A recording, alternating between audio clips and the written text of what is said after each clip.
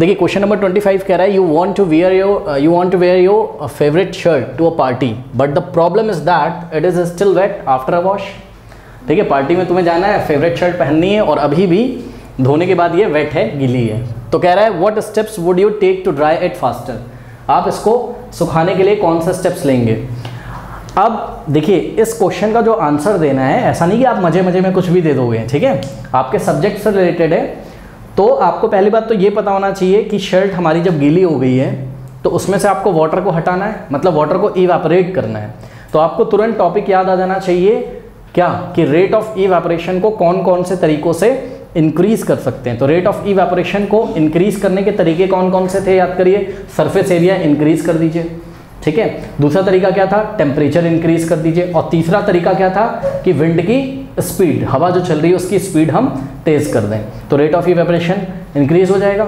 बस यही काम हमने यहाँ सजेशन में दे दी, यही हमने लिख दिया। आप अपने मन से भी लिख सकते हैं ये सारी बातें। देखिए हमने बोला यहाँ पर आंसर में condition that we can increase the rate of evaporation of water are, ये फर्स्ट कंडीशन क्या कर सकते हैं हम, an increase of the surface area by spreading the shirt को क्या करें, स्प्रेड कर दें, फैला दें कहीं पे। देखिए शर्ट को ऐसे करके नहीं रखना है, अगर ऐसे करके रखोगे तो देखिए ये कम सरफेस एरिया है, यही वाला तो सरफेस एरिया, बाकी तो सब इसका जो मटेरियल है वो अंदर हो गया। और अब आपको पता है क्या कि रेट ऑफ इवेपोरेशन या इवेपोरेशन एक सरफेस फिनोमेना होता है और यहाँ सरफेस के पार्टिकल पार्टिसिपेट करते हैं। तो आपको तो बस इतना सरफेस दिख रहा है, बाकी सब पार्टिकल्स कहाँ हैं, अंदर है। अब इसको अगर हमने, ये बोर्ड पोंछने का कपड़ा है, आप इसको शर्ट मत समझिएगा, ठीक है। तो अगर हमने इसको ऐसा स्प्रेड करके डाल दिया, ठीक है, तो इसका सरफेस एरिया इंक्रीज हो गया।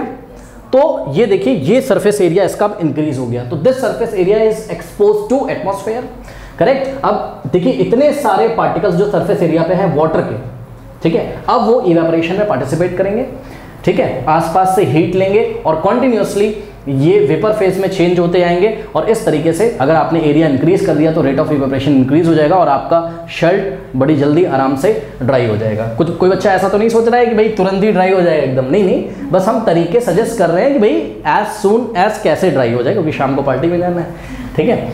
अब देखिए जरा दूसरा पॉइंट क्या है, कह रहा है an increase in the temperature by putting the shirt under the sun. हाँ ठीक है, अब दूसरा तरीका हमने सोचा कि भाई टेम्परेचर इंक्रीज करना है, तो हमने क्या किया, इसको ले आके अगर बाहर सन अच्छे से निकला है, बारिश वारिश का मौसम नहीं है, तो आप इसको बाहर स्प्रेड कर सकते हो अपनी शर्ट को, ठीक है। एक तो ये तरीका। अच्छा यहीं पे एक और तरीका आप सजेस्ट कर सकते हो, हम इसको आयरन कर सकते हैं, है ना, जिसको आप प्रेस करना बोलते हो। हम इसको आयरन अगर कर दें तभी तो इसका टेम्परेचर बढ़ जाएगा ना, और टेम्परेचर बढ़ेगा तो रेट ऑफ इवेपोरेशन इंक्रीज हो जाएगा। तो यहाँ पे आप ये भी सजेस्ट कर सकते हो। और थर्ड पॉइंट क्या है, increase the wind speed by spreading the shirt under the fan या spreading it under the fan, ठीक है। हमने क्या किया, इसको स्प्रेड कर दिया और फैन चला दिया।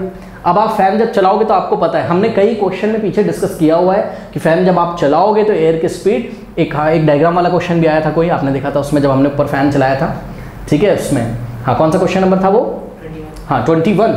तो 21 क्वेश्चन नंबर में भी आपने देखा था कि किस तरीके से आप अगर एयर की स्पीड बढ़ाओगे, ठीक है, तो एयर क्या करेगी, जो वेपर पार्टिकल्स हैं उनको लगातार हटाती रहती है वहाँ से और जगह खाली होती रहती है और नए वाटर के पार्टिकल वेपर बनते रहते हैं। तो बस ये सारी चीज़ें आप इसको नोट कर लीजिए, बहुत इजी क्वेश्चन था ये।